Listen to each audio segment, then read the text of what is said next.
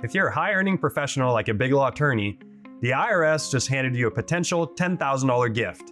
But it doesn't just happen automatically. You have to take proactive steps to take advantage of it. With the introduction of the One Big Beautiful Bill Act, the state and local tax deduction has been significantly increased from $10,000 to $40,000. In this video, I'll be covering what the SALT deduction is, what's changed in the new tax bill, and how you can take advantage of it even if you live in a state with no state income tax. Hey guys, I'm Joel. I'm a financial planner, and this channel is dedicated to helping big law attorneys navigate the complex financial decisions that they make daily. So make sure you hit that subscribe button. First, let me explain what the SALT deduction is. You can think of the SALT deduction as the federal government giving you a tax break through a tax deduction for state and local taxes. This includes state income taxes, property taxes, and sales taxes. But to be eligible to take advantage of the SALT deduction, there's one really important stipulation. You must itemize your deductions on your tax return. So what does that actually mean? It means that your total itemized deductions, that's like your medical expenses, mortgage interest, charitable contributions, and your SALT deduction must be higher than your standard deduction for itemizing to make sense. I'll give you an example. If Jack and Camille are married and their total itemized deductions for 2025 are $35,000, then they're better off itemizing because the standard deduction is only $30,000. That's $5,000 more that they can deduct by itemizing. Vice versa, if their itemized deductions were $25,000, then they'd be better off taking the $30,000 standard deduction. With some of the changes introduced in the One Big Beautiful Bill, more and more people will benefit from itemizing their deductions. But that also means more work will need to be done in order to take advantage of it. Now that you understand what the SALT deduction is, let's talk about the main changes that were introduced in the new tax bill that could impact your tax return next April. Well, the $10,000 SALT cap is dead, at least for now. Here's what that means if you're a high-income earner. That's right. From 2025 to 2029, the cap on state and local tax deduction increases from $10,000 to $40,000 with a 1% inflation adjustment increase each year. And then in 2030, the cap would revert back to $10,000 unless the law is made permanent. So what does this mean in plain English? It means more dollars shielded from federal taxation. Remember, for every $10,000 of tax deduction, that translates into a $3,500 tax savings for someone in the 35% tax bracket.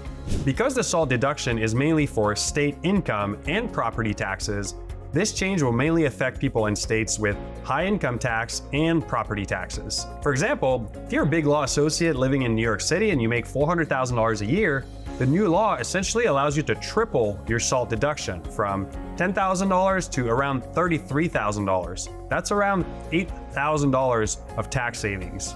And homeowners living in high cost of living cities where home prices have surged in the past 10 years will also see a big benefit from this. For example, if you own $1 million house and you have a $20,000 property tax bill, you'll be able to deduct the entire amount instead of being capped at $10,000 like you were before. But like most benefits in the tax code, there is a caveat on who can take advantage of this new benefit.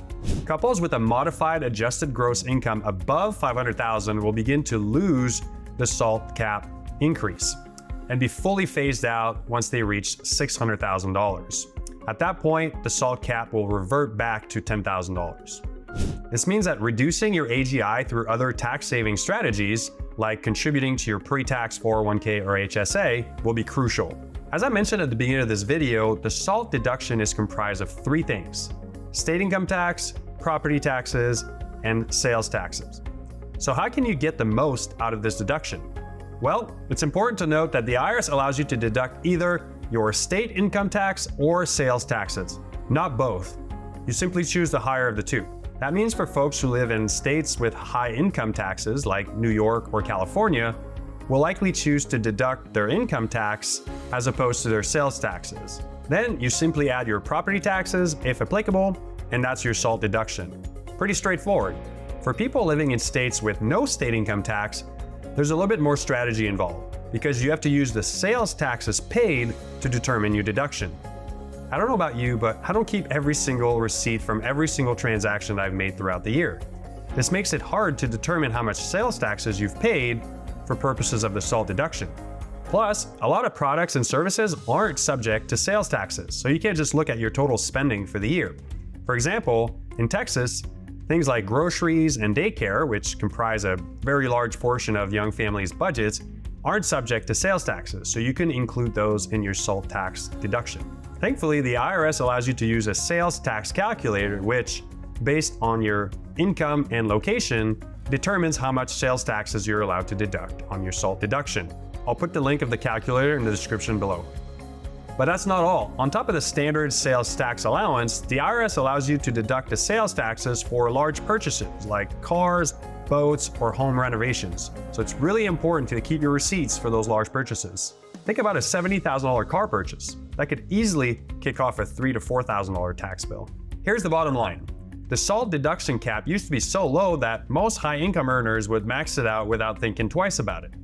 Now, with the $40,000 cap, there's a real opportunity for tax savings, but there's also a real need for planning ahead. If you're a big law attorney or a high-income earner and you need help sorting through these tax changes and how they can impact you, schedule a free introductory call with the link in the description below. Thanks for watching.